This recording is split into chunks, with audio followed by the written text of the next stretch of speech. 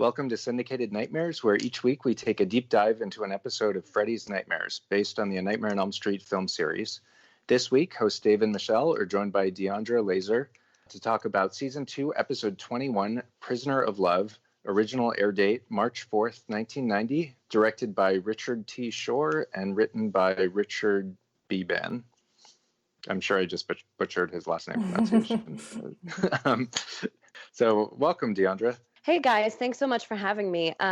This is really exciting. I love that you guys are going through this because the only time I've ever really seen Freddy's Nightmares has been when they've showed it on the Chiller channel, which I only caught a couple of them, so I've never actually gone through the whole franchise, or rather series. This is really cool because, yeah, not a lot of people have seen Freddy's Nightmares. I mean, maybe they've caught them on TV as well. Maybe they saw it back in the day, or maybe they had a chance to watch it when by buying, the series on DVD at a con. But this is really exciting, and it's such an interesting show to go through, and this was a really unique episode. So I can't wait to talk about it. If you would, just tell us a little bit about your history and experience with Elm Street, and if there's anything that you do related to A Nightmare on Elm Street. Got into Elm Street late in the game. A huge Nancy fan, as I know Dave and Michelle know. That's pretty much how I met them, was through our mutual love of A Nightmare on Elm Street and Nancy. And so I did cosplaying like that for a while. I have a podcast with Paige Joy or Paige Troxel called Elm Street Radio, where we just basically talk about different questions or discussion topics, or basically anything fan related or series related that you might find in a group online. We talk about it. We try to get creative there. We're also working on Fredheads, the documentary about Nightmare on Elm Street fandom and the franchise's impact on culture. So I live, eat, sleep, breathe A Nightmare on Elm Street. Yeah, that's me in a nutshell. What I love about Elm Street Radio is whenever I hear like a whisper of a rumor that something Elm Street is related or something Elm Street is going on, I always go to Elm Street Radio for like fact or fiction check to see if it's really going on in the Elm Street world. So you guys are really good with keeping up to date, like anything new that's going on, and debunking any myths. So I really appreciate your guys' dedication.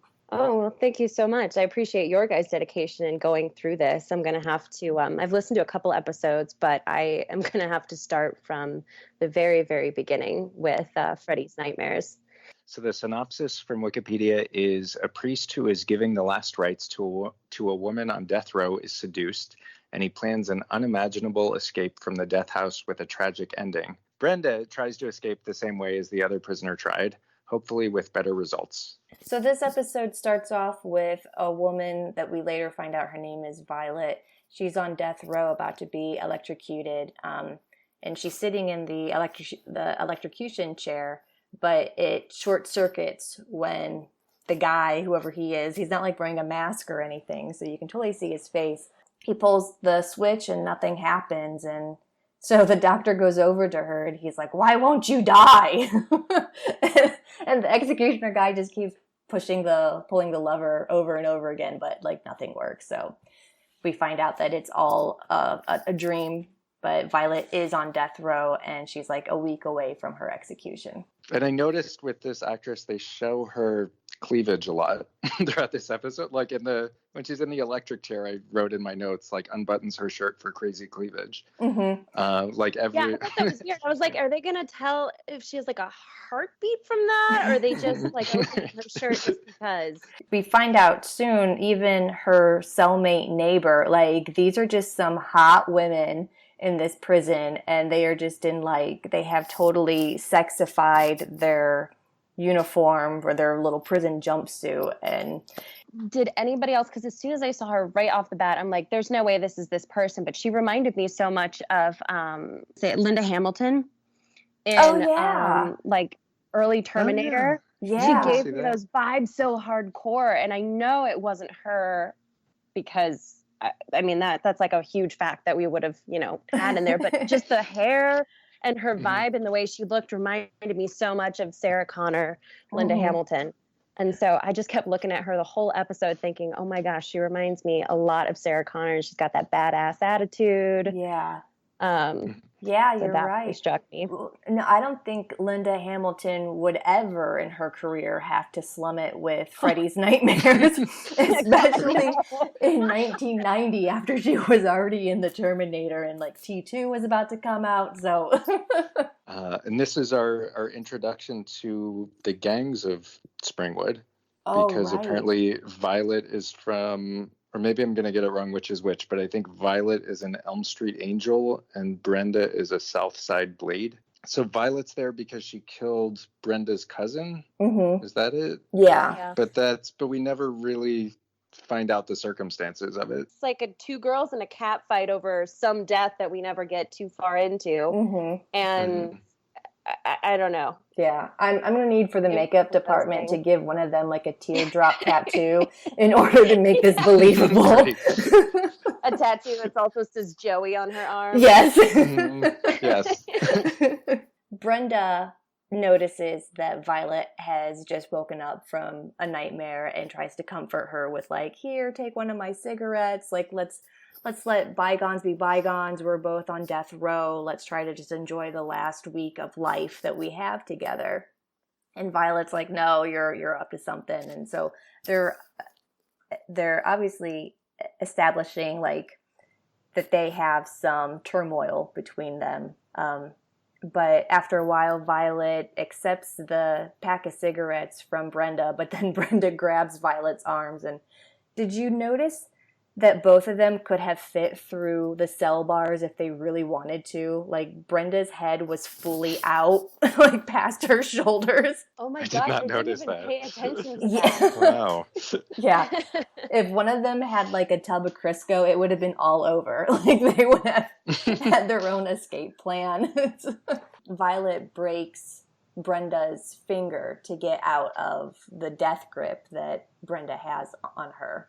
Oh, right. Right. Okay. Okay. Yeah. Sorry. And then we get Freddy, and he's dressed up like a chef, and he's making these puns about like they're going to be taking a walk, and they're in the stir. Just a bunch of like stir fry puns. The next, we are introduced to Reverend Jarvis, who is sitting with the warden, and the warden wants him to be the chaplain for comforting prisoners on death row. And he's also wearing a Haitian doll around his neck. It's like a necklace with like a little Haitian doll that he got in Haiti And the warden made a note that it was like pretty sexual or risque, and I can't tell what it is. I don't know if I don't know what it looks like that makes it risque or kind of.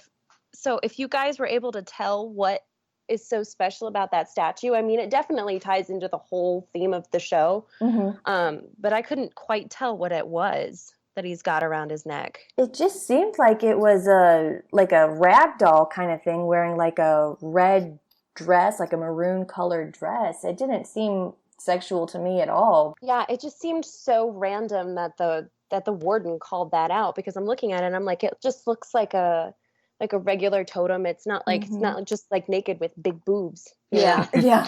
It just looks normal, but it's kind of like, oh, we should kind of maybe give the foreshadowing that this guy is, even though he might be a man of God, he also has his weakness and it's tied to sexuality. So maybe that is kind of a symbol of what's to come. Yeah, I think you're right. So like Dave said, the warden wants him to go to death row for final counseling to help Brenda and Violet.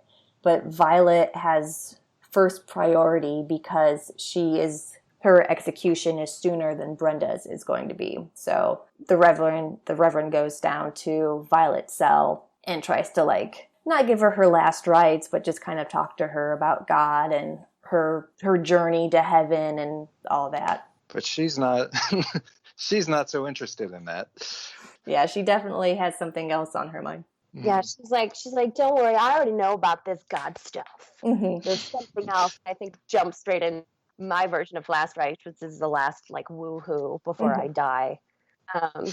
So there's that overly sexual element to it yet again, right off the bat between the both of them. I don't know that this whole like how fast all of the sexual elements went in this episode, I guess because they only had the limited amount of time, but it was just like boom, boom, boom, right after the other. It's like, yes, the priest. It's like chest. And then both the girls are sexy and their outfits are sexy. And here comes the priest and he's got this sexy thing around his neck. And oh, by the way, and she looks around the corner. She doesn't even really see him necessarily, but then she looks at him and here he comes into her cell and she's already like, oh, and it's like, don't worry. And it's just, every time I'm actually frustrated in this episode, I can't get over it. It made me laugh. Anywho. So the Reverend goes into her cell and she's putting the moves on him and he first rejects her, but then she starts to tickle him and he's like, okay. And they start kissing. So random.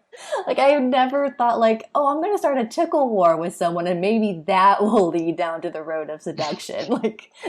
That's my go-to move from now on. That's the secret to flirt a la Freddy's Nightmares. You just have to tickle them. Yes.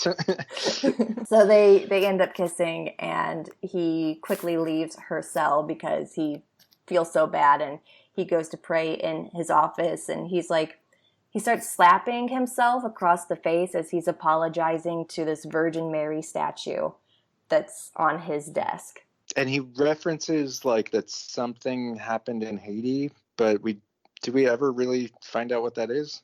I don't think so. Dee, did you pick up on anything? No, I didn't catch anything. I would assume that he probably lusted after a woman in Haiti and it didn't go very well. Yeah, I would say based on how this episode is going and a lot of the themes of the episode and how quickly he just the way the prayer is and how he kind of falls into that trap, I would say that would be probably, I would agree with that's probably what happened. So let's just go with that. As soon as he stepped off the plane in Haiti, he immediately had sex with a woman because that's how fast he rolls. She tickled him. Mm-hmm. And then Violet requests to see him again. And so he goes there and Brenda needs to go to the infirmary for her finger. So the guard takes Brenda away. So he's just there with Violet in her cell and they have complete privacy. Things take off from there. He's hesitant to go into her cell at first, but when he does, she's trying to seduce him and he's like, no, let's pray. And as he's trying to pray with her, she takes off her shirt and it's all over from there. And then he goes to, or he's sobbing into a Bible and he goes to confession and it's sort of this nightmare confession sequence where the priest tells him that he's going to hell for what he did. I think from what I remember in my days of confession, Dee, you might be able to help me on this one, that usually something like that, you would just get 47 Hail Marys and it would be okay. I don't think I was ever told that I was going to hell for whatever it is that I did. Yeah, no, I definitely, I didn't have sex with a prisoner, but, so there might be some different guidelines there, but I definitely, it was just it was 20 Hail Marys and 4 Our Fathers, and you were like, yes, Father, and then that was it. But maybe we could try this out and see what we get. Right. So when the public opens back up and we're allowed to go to confession, I'll just randomly go in one day and say, Father, I had sex with a prisoner, and then see what he says, Right. and I will report back to Syndicated Nightmares Instagram account, and I will let you know what my penance is. Excellent. You're just going to have to start taking random moments in Freddy's Nightmares and be like, would this ever actually happen? And then you're going to have to be like, okay, let's experiment with that. Let's Oh, that'll be season 3 of Syndicated Nightmares. Dave will actually go through Right. Freddy's nightmares. Mythbusters, Freddy's Syndicated Nightmare. We might need also some video with that. So it turns out that his confession was actually just a dream, and he isn't going to hell, but instead he goes to visit Violet, which might seem like hell. Yeah, he goes to meet her. It's like 2 a.m. and he asks her, if I help you escape, will you stay with me? Because he's decided that the way he can get absolution is to spend the rest of his life with her. Mm-hmm. And Brenda is also eavesdropping on their conversation. The Reverend is like, I have this root from Haiti that will put you in a coma-like state for 48 hours, and it will fool the warden into thinking that you're dead. So here's the plan.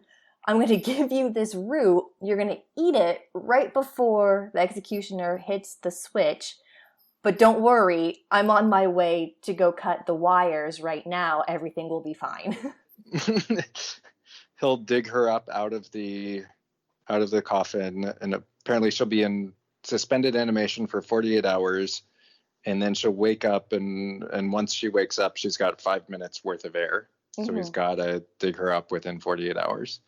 Well, she was worried about it, and then his comforting line was, don't worry, your metabolism slows down, so you won't be breathing that much. Yeah, you won't need that much air. Yeah.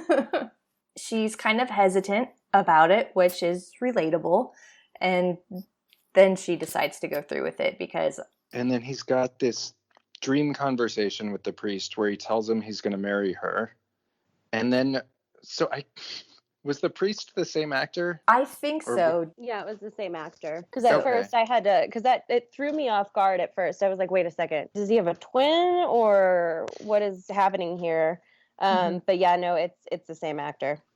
So I assumed that was supposed to be his subconscious that he was having a conversation with, or whatever guilt he has from what happened in Haiti just manifests into his own self. But he was wearing a more priest-like outfit in his subconscious dream. So I think his other self was supposed to be like the holier version of him, maybe? Yeah, that makes sense. Okay. Yeah. And then he has a dream where he's sleeping with Violet in his office, and she gets up and accuses him of rape because that'll buy her more time, but it's just a dream, and the warden wakes him up. She definitely has a better plan than buried alive. Yeah. Yeah, and then he tells him that it's almost midnight and it's time for Violet's execution. So then they and then they meet in a hallway, and I think she's in like a pink dress. I don't know if this is like what they normally wear during this, but based on the episode, I guess this is what these women wear when they get executed. And then he's kind of like, bless you, and then he like hands her the root for her to take. And then so she takes it and she like slyly pops it in her mouth like a piece of gum, and she's just like holding it in between her teeth, and she goes and she's strapped into the electrocution chair, and when the lever is switched, she's kind of electrocuted, but not really. The lights flicker on and off throughout the jail, and we cut to Brenda in her cell, and like the lights are flickering, and she's just like, what the hell? And then it goes back to Violet being electrocuted, but she's not really, because she like bit into the root, and apparently it has an instant effect. Yep. And then the Reverend wants to supervise the burial, but Brenda wants to see him, and like he doesn't have a choice because she's being executed in a few days, so she's got priority for requesting the chaplain. And she says like, I won't tell, I just want what you gave Violet, because she overheard their conversation before. And he like refuses and says he loves Violet, and she ends up attacking him and knocking him out. And she keeps saying like, the worms can have her, and I'm a blunt woman with great ears. Padre. She keeps calling him like Padre. So it turns out that Brenda knocked him out so well that he was in a coma for 2 days in the hospital, over 2 days. And Violet only had 48 hours until that root wore off, and then she would wake up basically buried alive. So we learn that the Reverend slept through his entire plan, and Violet is just buried 6 feet under with no one to help her. Oh, poor thing. Yeah. Because at the end of that, it cut to showing her her burial plot, and you could hear her calling for the Reverend. So it's been over 48 hours, but she was still alive. I was kind of hoping like he would just leave the hospital, just, maybe on pure luck that she was still alive and get to her, but he didn't even bother. Yeah, he just laid back down. Yeah. Dang. Better luck next time. Back to Haiti. So then we cut to Freddy, and we're in front of the Elm Street house, and he's having a poetry reading with himself and I guess 2 of his friends. So it's an ode to Violet. The worms crawl in, the worms crawl out, the worms play pinochle on your snout. When a worm who isn't so shy climbs in your ear and out your eye, your blood will turn to pussy green and spread it on like shaving cream. Spread it on some moldy bread, and that's what you eat when you're dead. By F. Kruger. Beautiful. And he's like wearing glasses. As like he's like, So he's very into his poetry class or his poetry group that he belongs to at his like speakeasy in front of the Elm Street house. Now I have to ask you guys something. Mm-hmm. What are your thoughts about do you like it that Freddy pops in throughout the episode, or do you think it would have been better maybe in Freddy's Nightmares a little bit less, I don't know, disruptive if perhaps it was almost like the Crypt Keeper, like he comes in at the beginning and then he stays out and it's just the story, and then he just at the very end comes back in. Like, did that throw you guys off a little bit, or did you think it was a nice transition between certain points in the story? That's a good question. I mean, I think because of the way these episodes are structured, that it makes sense to have it, because the story always takes a turn halfway through, and basically each episode is 2 parts. So I think for that reason, it makes sense for him to pop up in the middle. What's weird to me is there's always like back to back, like after this poetry corner, we go back to the story for a little bit, and then we see Freddy again like 2 minutes later. So that's a little too much. They could have scaled it back a little, but I like him coming in at the halfway point. Yeah, I agree with that. It's from the very first episode, it's always been set in that kind of like formulaic outline where we have Freddy will give his little, I don't know, quip, and then we go into the episode. And I think because the first season, it wasn't very Freddy-centric, that you needed him to be a part of it in order to keep it Elm Street related. Season 2 is very heavy Freddy, and so you don't really need him as much in that. But I think since it already started with season 1, and that's just what viewers were used to by that point. Yeah, that's a really good question, because I never thought like, oh, what would these episodes be like without Freddy coming in to give his 2 cents and then trot off.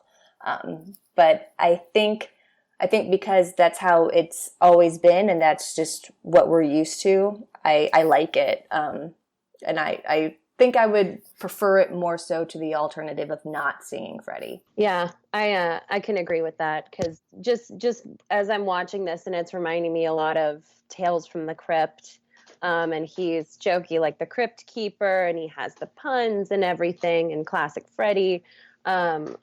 But yeah, I agree with it. It's Freddy's Nightmares, so I guess he's pretty much carrying the story along, and you get to see Freddy, which people are kind of in it, since it's not about him. They want to see Freddy. So just wanted to hear your guys' thoughts on that. So we're back to Reverend Jarvis, and he's in a cell, and he's talking to the priest, which is also him. And the priest tells him, "Your lust led Violet to a terrible death, and his punishment is going to be watching her die over and over again." And then he wakes up in the hospital, and Violet is sitting on his hospital bed, and she's wearing all black, and he thinks that she's alive. But she tells him that I'm actually stuck between the two worlds, the living and the dead. Not really purgatory, just stuck between these two worlds. And the only way that she can move on is if Brenda forgives her. And she's like this rotting corpse, kind of. Her face looks very much like Freddy's, but instead of it being like the reddish pink, it's more of a green color. And so she's rotting and just waiting for Brenda to forgive her so she can move to probably hell, but she doesn't really say. And then, back to Freddy. And he's in confession, and he's talking about like how many kids he's killed, how many adults, dogs, cats, and a canary. And then he says, "And I killed a priest," and stabs through the confession booth wall. He tells the priest that he killed 11 kids, 43 adults, 7 cats, 43 dogs, and a canary. And at first I was like, oh man, I wish I would have known about this episode before we started, because I would have kept count of how many kids and adults he killed in the whole series to see if it was accurate. But then when he started talking about, and he killed a canary, that made me think of Freddy's revenge with that bird. Was it a canary? Jesse's sister had a bird. Oh, yeah. Or was it a parakeet? Yeah. Oh, yeah. No, I think it might have been a parakeet. Okay. Oh, crap. I have to look back at that. Oh, man. Because now you say parakeet, and I was like, I think I saw a sticker where it said parakeet, but I swore someone said canary. Oh, I'd have to go back and look at that. But 43 dogs, like why? When did he why would Freddy kill so many dogs? Those poor dogs. I know. Yeah. Well, so he's killed just as many dogs as he has adults, except if you count the priest, then he's killed 44 adults if you count the priest. So then he kills the priest through the partitioner in the confessional booth, and then we cut back to the episode. And it's he's meeting with Brenda in his office, which made me wonder, why did he always meet with Violet? If he had an office to meet prisoners in, why did he always meet with Violet in her cell? That's a good thought. But he's, she's happy because she got her revenge. And he wants to convince her to forgive Violet. And she refuses, but he offers to do the same escape thing for her with the Haitian root that'll make her look like she's dead, and he'll help her escape in exchange for forgiving Violet. And then she tries to seduce him, but the Reverend is like, I only want Violet, like, please take this deal and everyone will be happy. Says yes for whatever reason. And so they go through the same motions of is it a pink dress that the people wear when they're executed? Yep, it's the pink nighty dress, or like that t-shirt dress. And they go through the same motions. He hands her the pills, she takes it, and then she's electrocuted and appears dead. It flips to her like waking up chained or rather handcuffed. Is it handcuffed or is it chained? Yeah, I think it's handcuffed to a chair, and he's in a wheelchair next to her. And she's like, oh my God, you did it. He brings her to this, to a wing of the prison that hasn't been used in, years or decades or something. And she's in a solitary confinement cell. And he tells her, you're here. No one's going to find you here. I just need for you to forgive Violet. I brought her here. Here she is in the corner, and Violet's rotting corpse is sitting in a chair in the corner, and there's also a coffin in the room, and I guess Brenda is going to be there until she forgives Violet, whenever that shall be. And then we meet Jake Johnson, who is Brenda's next of kin, who comes in to get, he was her live-in boyfriend, and he comes in to get Brenda's effects. And it's kind of like a jokey scene, like the Reverend and him are playing off each other. He says, I was her live-in partner, and he's like, oh, I'm so sorry. And he's like, no, living with her wasn't that bad. But he's looking in the effects, he's looking for a key, and it's not there. It's a key to like a safety deposit box, something like that, right? Mm-hmm. So then Brenda wakes up and she's in solitary confinement still, and Violet's corpse is still there. The Reverend comes in to see if Brenda has forgiven Violet, and Brenda's like, oh yeah, I totally forgive her. Everything's great. You can let me out now. And so then Violet's corpse walks out and leaves Brenda in solitary confinement, but it was all a dream. But then Brenda does wake up for real in solitary confinement, and the Reverend comes in and unshackles her from the chair and she tells him that, like, I've forgiven Violet. And the Reverend's like, oh yeah, that's great, whatever. I'm going to put you in this coffin. And he puts her in the coffin and closes the casket. So I guess that's his way of killing her off. But then his split identity priest comes up and, and says that, that he needs to be, that now the Reverend needs to be punished for Brenda's murder, and that the sounds will follow him for the rest of his life. So he needs to not leave her in there and not kill her. Well, the Reverend tries to justify his actions by saying, I was just an instrument of God carrying it out, because she was going to be executed anyway. So it didn't matter if she died then or a few days later while she's in this coffin. I'm not really murdering her because she had a death sentence anyway. But his other self is like, no, you kind of interfered with God's plan, so you are murdering her right now. But it turns out it was obviously a dream, since it was his other self coming out. And he realizes what he's done, and he tries to get to Brenda to get her out of the coffin. But the warden comes in and tells him that they are reopening the old solitary wing, and it'll be open in a few months. And so the Reverend's like, oh, we gotta get her out of there. So he goes to try to get her. Apparently, so the key that her boyfriend Jake was looking for is because there was a bank robbery, and she knows where the money is. So when the Reverend goes back to let her out of the coffin, and he's trying to figure out what to do, and she's saying, just let me go. She's saying she'll call Jake. She'll tell him where the money is, and then they'll give him that money, and he and Brenda can go their separate ways. Mm-hmm.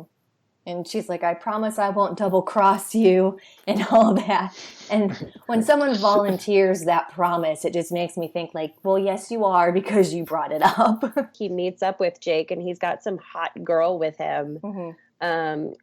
And he's got the money, and then I think Jake pulls out a gun at the Reverend, and he's like, I have this, you see this girl over, he's like, I thought you were with Brenda. And Jake's like, do you see this hot girl over here?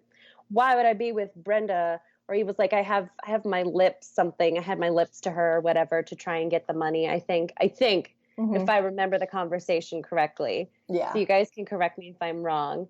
And then he was like, why would I have her if I have this thing over here? And then he asks the Reverend if he's ever been to Cleveland. That I remember specifically. Mm-hmm. And the Reverend was like, Cleveland? No.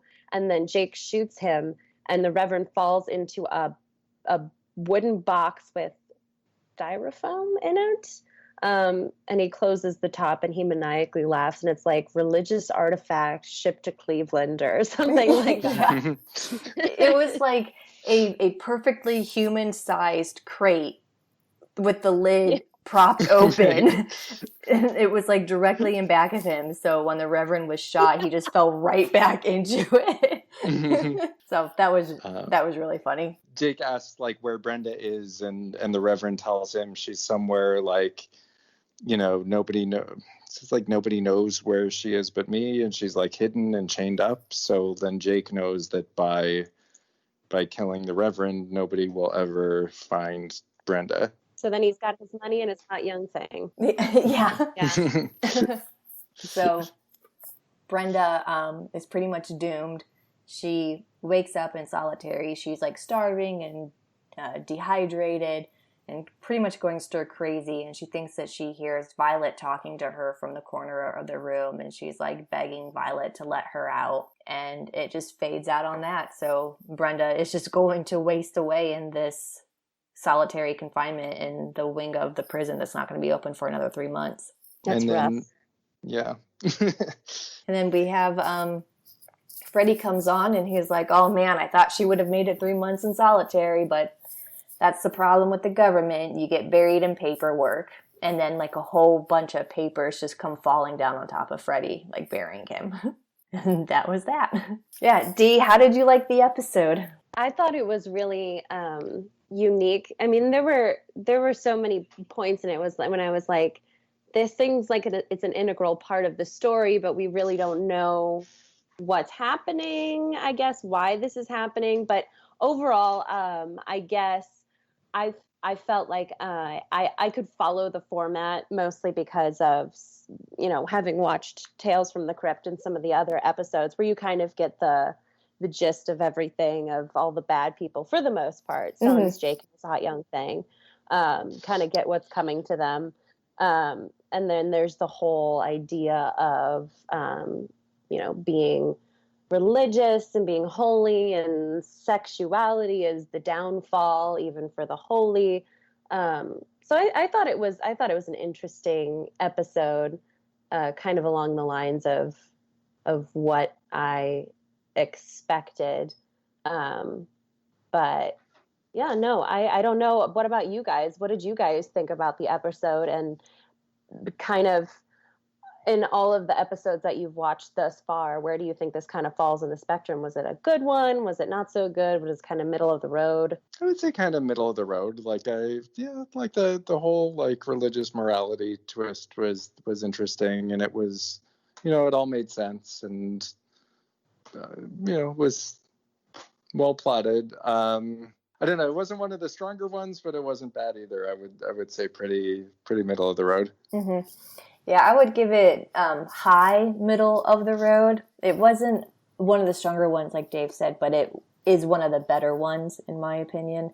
Some of these episodes are doozies to get through. So when there's one with a comprehensible plot and one that kind of like follows good storytelling, you have to really appreciate it. And I think my favorite character was like Dead Violet in the second half, because I liked that she got like the cool makeup, and there was, and when she like got up in the black dress, there was a whole like Beetlejuice type vibe. Oh, so yeah. I like that about it. With Lydia. Mm-hmm. Yeah. I liked the corrections officer. We didn't really talk about her at all, but there was a corrections officer in there who would like open the cell for the Reverend when he would come in and out. And she and Brenda would kind of get into these little side arguments that meant nothing to do with or had nothing to do with the plot. But it was fun to watch their characters interact, and just kind of gave it more of a relatable situation with, like, of course, like a corrections officer and a prisoner are going to have like little tiffs and battles. So I really liked that part of it, even though we didn't cover it at all while we were talking about the episode. I liked Brenda mostly because she made me laugh. First of all, it was the Linda Hamilton aspect watching her. I still feel that her look and how she was portrayed was strongly influenced by Linda Hamilton in some capacity, because just the hair and the kind of tough attitude that she had. And just the way she said worm food made me crack up. So I thought she was just a really interesting funny, stereotypical in a way. I mean, she wasn't, like we discussed earlier, like your typical gang girl, but I guess your tough girl maybe who'd done some bad stuff. Corny, but yeah, I really liked her. I thought she was a fun, funny character to watch. Mm-hmm. Thank you, Dee, so much for joining us. You have another podcast that you do, right? Oh, yes.